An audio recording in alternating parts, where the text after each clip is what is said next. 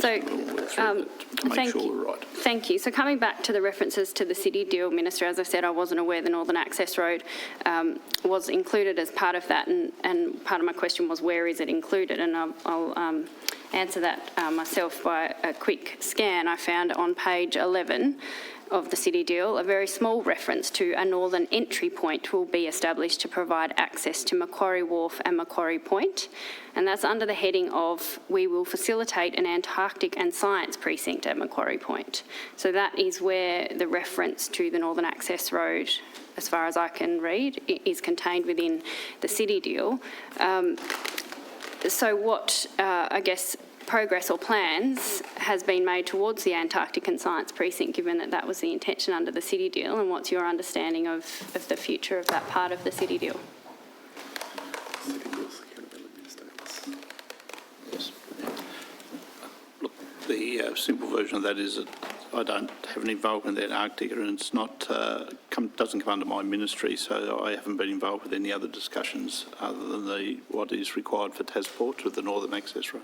So what's your understanding, Minister, as Minister for Infrastructure, of the status of the city deal then? It just seems really curious that all of a sudden this Northern Access Road's been linked back to a city deal, which seems to have been long forgotten about, which has other really significant transport and urban renewal projects that have been promised to Hobart through a partnership with federal, state and local government that are not being delivered, including the Northern Suburbs Transit Corridor. So what's your understanding of the city deal as a live deal, and what funding is being committed from all levels of government? My first knowledge of this being involved in the city deal was a comment made yesterday in estimates. I've just been dealing with the Northern Access Road as a project as such, not in reference, and then in conversation yesterday it was mentioned that it had been talked about for a while. I was aware of conversations in the last 12 months with Tasports as to the need for having a increased capacity of access to the wharf for the development of the whole area, and that fitted in with the stadium concept. Some of the other projects for the city deal, I haven't done a lot of work with the city deal per se, but there are other projects being worked on in the transport through, I should imagine, DEPSEC there, with the prospect of the rapid buses and other corridors that link into that, but I don't have any direct involvement there. Minister, if I may, for members' question earlier on about what is in and out of the order. So the order defines what the project is, which is what the order seeks to approve. The project is defined as the stadium, the relocation of the goods shed within the project land, a concourse and plaza surrounding the stadium, and associated works including but not limited to access, parking, landscape and signage, and that's on page 6 of the order. Access? What? Yeah. Access in this definition is my understanding from OPC, the general access, so okay, wayfinding, pedestrian movement. It's not the Northern Access Road. The advice I have is the Northern Access Road and the other relevant parcels of land on the site that has been identified in the precinct plan for other development will go through a normal planning process. In relation to the Northern Access Road, the Northern Access Road is being delivered by the department, and so that is why it is going through Public Works, because the department is accountable to go through Public Works. Macquarie Point Development Corporation is a statutory authority, and therefore it does not, the advice I have, it does not go through Public Works. So it goes through a normal planning process until such point as perhaps it may not be looking like it's going to get approval, and then is there a chance it does get factored into that definition of including but not limited to all of a sudden? Through you, Minister, my understanding is the order is unable to be changed, and so therefore the order will not be, that definition is set by general law and would not be... I'm not limited to. That's pretty broad. Pretty broad definition, Minister. I mean, notionally you could talk about Davey Street, because that's, in the vicinity. Can I just ask, was there Crown Law advice on the breakup of the components of the project that, because you, Mr Lincoln, talked about receiving some advice. Through you, Minister, the Office of Parliament Counsel drafted the order. The advice I talked about was a conversation that was had on the clarity of a number of these matters. OPC would be best to answer the member's question about the definition. Sorry, but did OPC advise you that access meant pedestrian access, wayfinding? That is the advice I have. With respect, Minister, you will be likely to be on the floor, ask questions about what that definition includes as the Parliament or the Legislative Council now considers the order. So is it your intention then to seek further advice, if you are unable to answer it now, about what that definition actually means and includes? On the questions raised today and the lack of clarity around some of those points, we'll be seeking a little bit more information on that, most definitely. So as I understand it, going back to, I think it's always a bit of a challenge to drop OPC into it, as they said, but because as I understand it, drafting instructions are provided by you, Minister. For the order, yes. Yeah, and so what was your intention drafting that piece with matters, but not, I can't get the exact word, not limited to? Yeah, including but not limited to. that's right, yeah. Certainly, I understood the not limited to be into those items that the Secretary's mentioned involved in that immediate footprint of the stadium. Never took it to mean any changes with the Northern Access Road. I was always under the opinion that was a totally separate project. How can it be totally separate when the stadium can't operate without it? Look, I don't know the legalities of the wording of that. Both projects are running in conjunction with one another, and I was comfortable with that at the time. When this was first put forward, though, it was like, well, I'm pretty clear in my mind, and other members can speak for themselves, but that the Northern Access Road was part of this project because one was reliant on the other.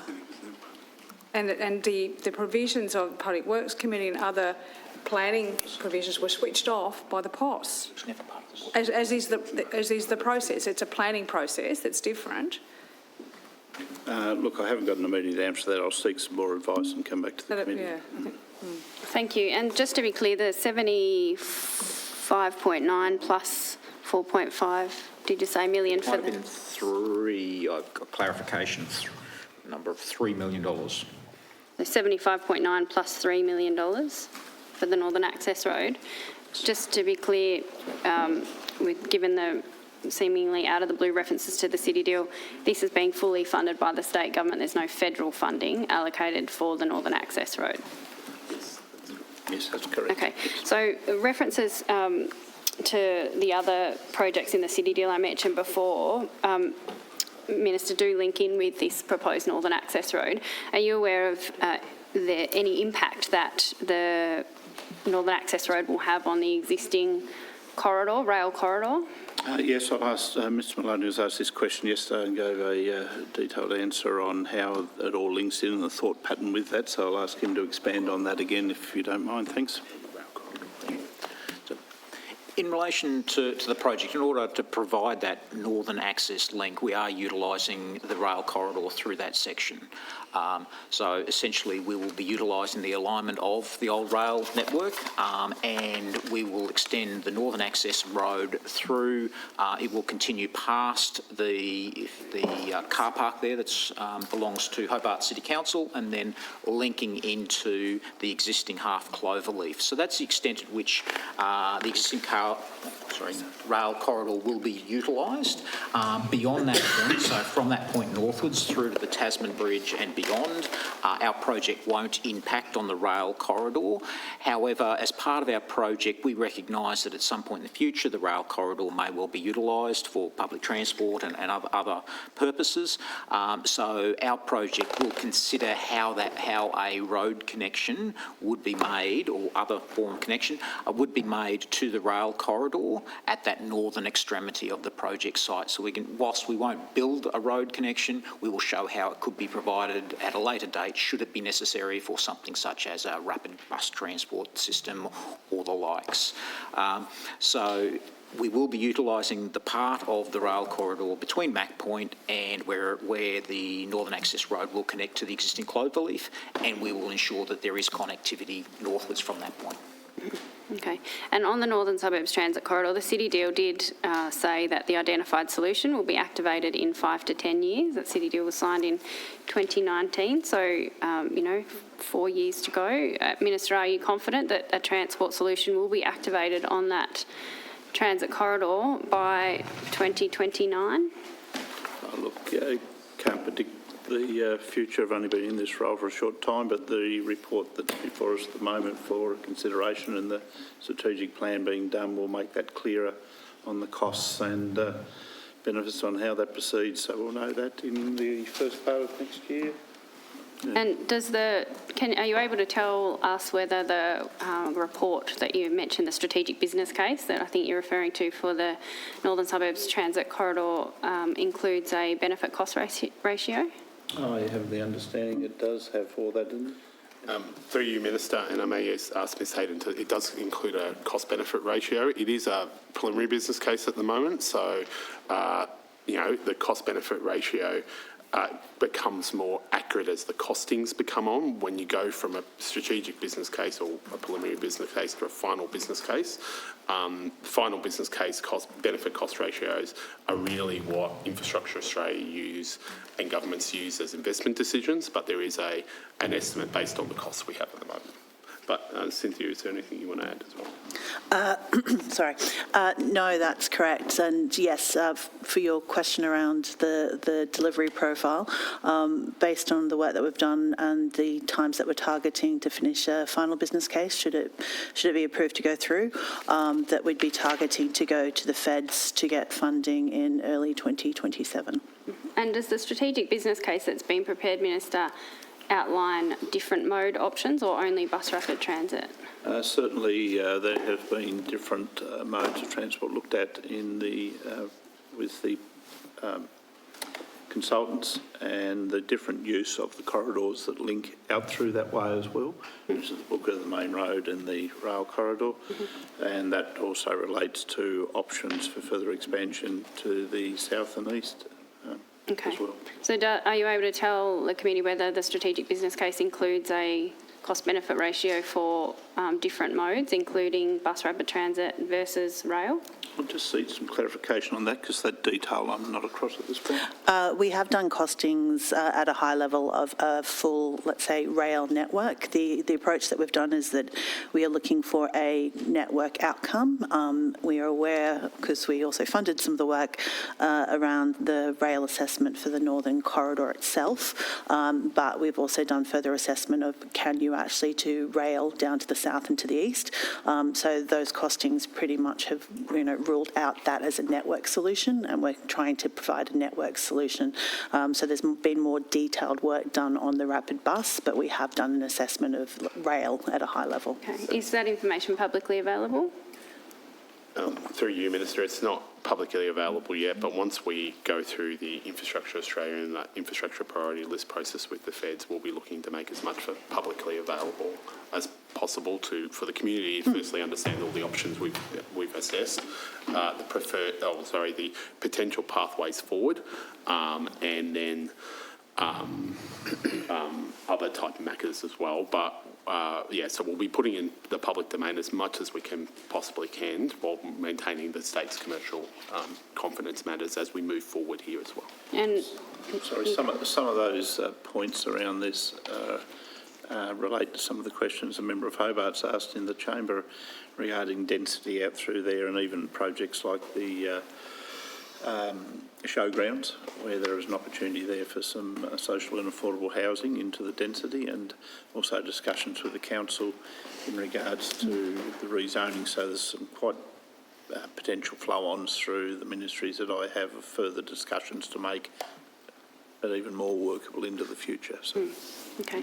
And can I just keep going? Yeah. I know we're running out of time. No, but we've got a few more lines, but Okay. this is a bit. This a bigger. Thank you. Most of it's covered here.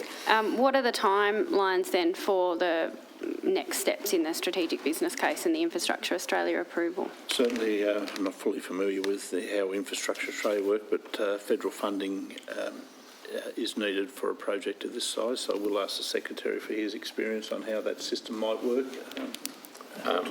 So through you, Minister, if I take it in a couple of stages, and so the next stage in this is the final business case. So we've been actively engaging with the Commonwealth Government to unlock some of the funding that is in our transport numbers to access that, so we can use that money for the to complete the final business cases. Those conversations have been very positive with the feds. One of the requirements they need is to have the strategic business case approved by government and submitted through the infrastructure priority list, which is what the process we're going through, and then they will give us approval to move forward to that process, and so that will unlock a further $5 to $6 million worth of federal government money to finish that. Once we go through the full business case, there will then be an investment decision for both the federal government and the federal government and the Tasmanian government. We have already started having conversations with the federal government on a funding profile for that. My view is it should be 80-20, given that the federal government funds other states' passenger network train services at that basis for major city movements, and so they're the conversations we're currently having with the Commonwealth Government at this stage. And Minister, the Secretary just mentioned that the federal government funds other states' train networks. Is there a risk that if this is a rapid bus service, the federal government won't agree to that 80-20 funding split or to funding it at all, because typically they fund passenger train services? My level of communication is limited on this, but I haven't seen anything or heard anything that would be detrimental to that unless the Secretary has. Through you, Minister, all the conversations I have, they understand that Tasmania does not have a passenger train network anymore, and that if we had Back in to the day, Still got the rail line? if we had Got to the rail line, but it's been undervalued, underappreciated, undermaintained. I used to go on the one, on the Tasman Limited, anyway. And so all the conversations I've had to date is they understand that we are focused on rapid buses. They have not raised any concerns or any not treating us equally. They understand that this is our equivalent to a train passenger transport, and so those conversations continue and are positive. Okay, and Minister, I just want to go back to something we discussed earlier, talking about the Northern Access Road. Well, firstly, actually, can you confirm that the 76 million roughly being allocated to the Northern Access Road is not coming from the Northern Suburbs Transit Corridor bucket? Such that it is. No, through you, Minister, my understanding is it's not. So that 53.5 million that is in the has been set aside for the Northern Suburbs Transit Corridor remains in the budget and will be allocated to that purpose, not re-profiled to the Northern Access Road? That is my belief, but I'll just clarify that. I'm sorry. Against the 53 million, we won't be reclassifying that. The 76 million is standalone. Yeah, so through you, Minister, it is standalone. There's no reclassification. My understanding, and I've been advised, it appears on a separate line as urban congestion, and that's all new money. What appears as a separate line under urban congestion? The 75.9. Okay, and forgive me for not being across this, but is the funding for the Northern Suburbs Transit Corridor set out in this budget then, as it has been in past years? Just check on that for you to make sure.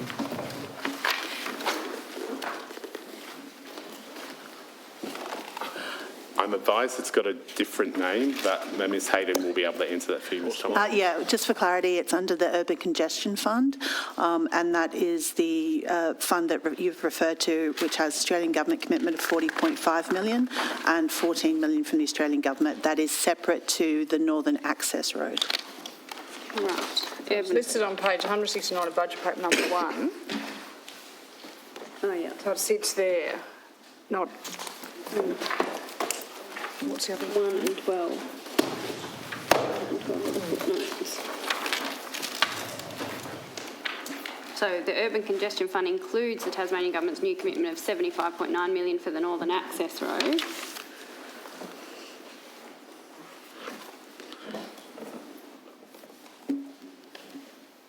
Is it possible then to get a breakdown of what that line on page 169 includes for the urban congestion fund? We can get that. Over the forward estimates. Yes, Yeah. I'm comfortable with that. Yep. And another question I have, going back to the P90 cost estimates we talked about before, Minister, I'm interested in your understanding of industry standard or benchmark or threshold when it comes to P90 cost estimates and the confidence levels they provide governments and other developers in cost capping infrastructure investment. Do you have any understanding of the industry standard when it comes to cost capping investment in significant infrastructure projects? I wouldn't like to say that I've got a huge amount of experience in my pricing and estimating was quite a few decades ago, but I have seen the development, and as I've touched on a few times today, the assurance and gateway programs do touch on this, which will make it much easier for committees going forward, because as these gateways are hit, that information will be available to tick off to give some reassurance to everybody in Parliament that major projects are making those points and being double-checked for everything. I am confident, as I have mentioned in this House in previous discussions, that the programs put in place for Infrastructure Tasmania and Infrastructure Australia are solid, and that the way we are looking at major infrastructure now to get the difference between that P50, P90 with the contingency in, and then as you work through the risk values and gradually it becomes more and more accurate or adjusted as you work through, is a much more transparent and independently checked system than what we've had in previous years. So to everything before me at the moment and my knowledge of the industry and talking to a lot of people in the industry, there is a lot more comfort in the way we're doing it now. Yeah, that's really encouraging to hear, Minister. I guess my question is, would you as Minister be confident in capping the government's investment in any particular infrastructure project based on a P90 cost estimate?